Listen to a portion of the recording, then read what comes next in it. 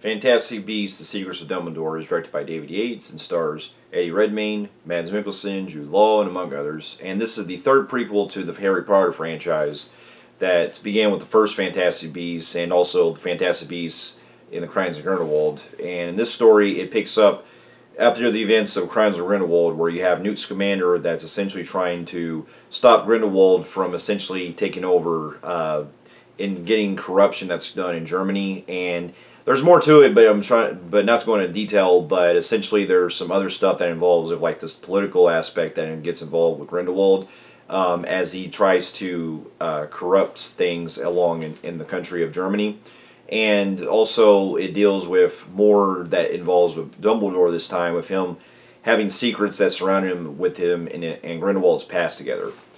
Now, here's a little backstory. Now, I'm actually considered a really big fan of Harry Potter franchise. I haven't really read much of the books. I remember reading the first two books, the Sorcerer's Stone and Chamber of Secrets. But I've seen all the films and all the movies. I really think really hold their ground as being really good fantasy movies. And Harry Potter and I think Lord of the Rings were the ones that really got me. As a kid, they were the two major franchises that got me into the world of fantasy.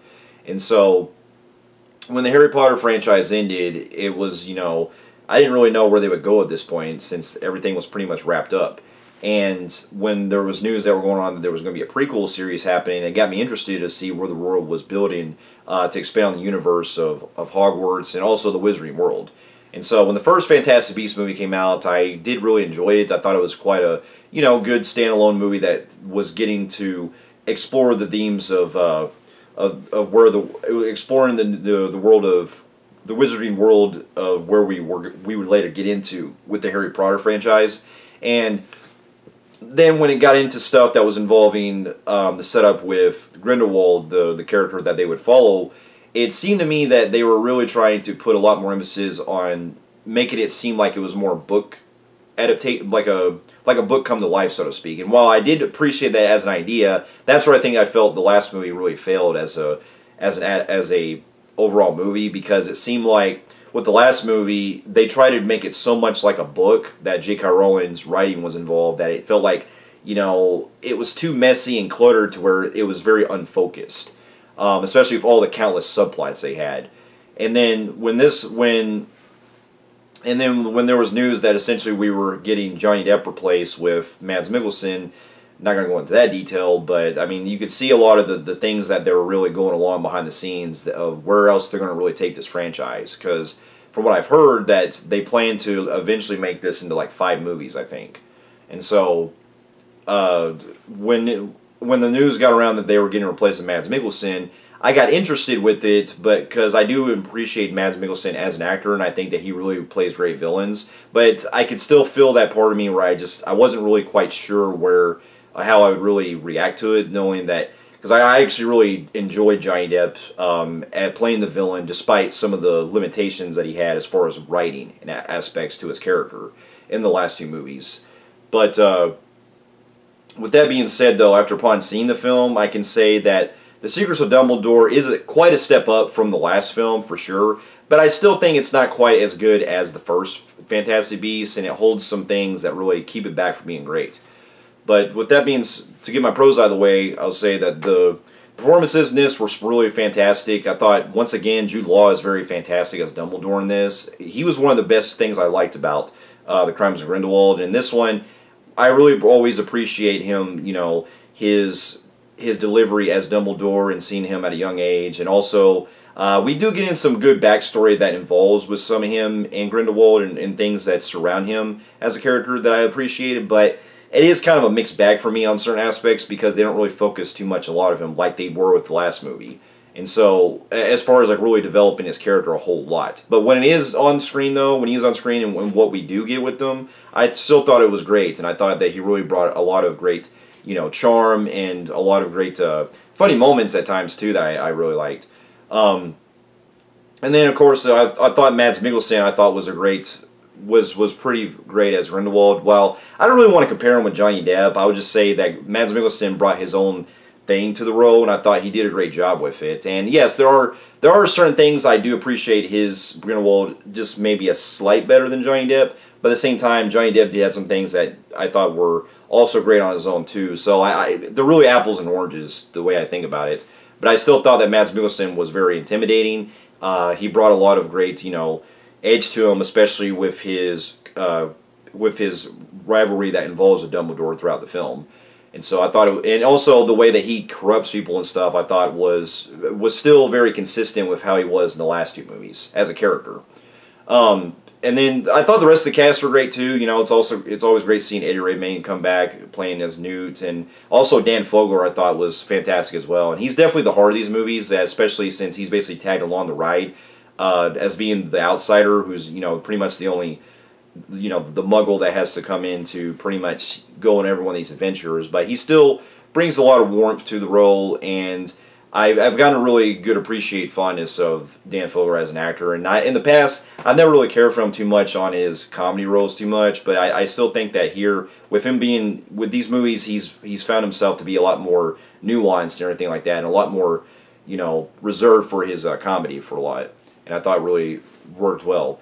And to get into some other pros, I do like the way the action scenes are crafted, especially the way that David Yates does a lot of the spells and stuff like that, and a lot of the parts that involve with them having the wand battles. They really showcase a lot of the cool stuff that we come to see with these Harry Potter films. And in fact, one sequence that I thought was not only funny, but it was also really clever the way they pull it off, and it's in part of the climax, so I thought was pretty neat. And let's just say it takes place in an alleyway.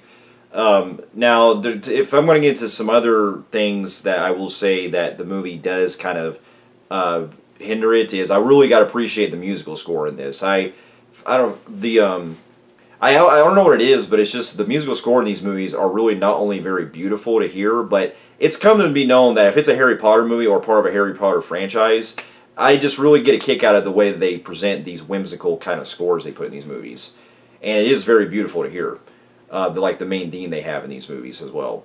Now, to get into some of my cons, I will say, one of the things that does hold the movie back is that while the movie is about the Dumbledore itself and some of the themes that surround Dumbledore, as it's done metaphorically in parts, I do feel like there's some things that they really could have established a whole lot more with. And the fact that they're really, they're only giving us like vague hints here and there with Dumbledore. It really seems like we're missing some stuff that they really could have filled a lot more of the blanks in, or spent a whole lot more developing time for, that they either really kind of rush into things, or they kind of go into some stuff that's really only briefly touched upon. And so that's one of the things I did feel like they really hold itself back on from being really interesting as far as the way the story plays out. But with that being, and one of the other things I will say that really found myself not kind of wondering why it was even part of the movie is the purpose of having credence this time, because Ezra Miller's character who's in this, he was built up as a big deal in the last two films, and in this one, he really doesn't really have much of a purpose this time, other than he has the whole build up is about him trying to go after Dumbledore. And while there is a confrontation that happens, not going to go into detail, but let's just say that it's very anticlimactic. And it really feels like there should have been a whole lot more than what we got. And there's also some other instances where, especially toward the climax, where it feels like when we get to our big epic climax that takes place, it feels like it was also rushed and doesn't really give us a whole lot of time to really feel the actual emotional tension that we come to see that builds up with Dumbledore and also Grindelwald. And so there's a lot of things that really feel like they really could have spent a whole lot of more emphasis on had they really made either the movie a lot more tighter with its direction, a lot more tighter with its writing and direction with it. One of the other problems I have is the fact that if they would have made the story with these new movies to be kind of like their own separate franchises, I think it probably would have worked out the structure a lot better, because it would have had, Newt Scamander doing his own thing, go along with the Beasts, and also you could have a separate spin-offs that involve with Dumbledore and the whole Grindelwald plotline, because when they try to converge, it seems like it doesn't really know what it wants to be of which franchise it's trying to. It doesn't really know what it wants to be when they're trying to combine both plots. But with that being said, too, one of the other things I found myself kind of wondering why they even brought this character along was they brought in a character that was introduced in the last film that's played by, let's see, Jessica Williams plays the charms teacher called Lily Hicks. And while I do like the actress, and I thought she was a good character, she brings a good, you know, personality to the character and everything. And I like the way that the movie plays along with her chemistry with her and Newt. I did feel like she was just more of a fill-in for Tina in the last two movies, because Katherine Waterston is back in this film, but she's only in it for just a very small appearance, and it almost seems like they took basically her dialogue. Like, you really could have changed everything that you had with this character and had it with Tina, because there's really is no differentiate between her and also Tina, because I would have bought it more with the fact that in this one, one of the things I left out was that in this one, Queenie, Tina's sister this time, is basically being brainwashed by Grindelwald. And so it would have been a great opportunity for them to bring in Tina in order to go along with the ride, because that's her sister after all. But instead they just it seems like they bring in this other teacher that goes along with the actual, you know, the wizarding team, and it just feels like she doesn't really get much to really develop with her character for this new character that for Jessica Williams' character. And you know, it seems like there was a whole lot of stuff they could have done focus with this time. And so that was one of my other big things that I think was a really good missed opportunity with this. But other than that, though, I will say that there's really not really much I can say about it, because I mean, it is a very straightforward film to where it's not really, you know, having a whole lot of stuff that's like going from subplot to subplot, giving like several characters like backstories and stuff like it did the last time. So with that being said, I did actually like this more than the second film, but I still feel like it's still, you know, not quite as good as the first Fantastic Beasts. And so with that, I'm going to give the movie a high average Joe on the Film Freaks meter.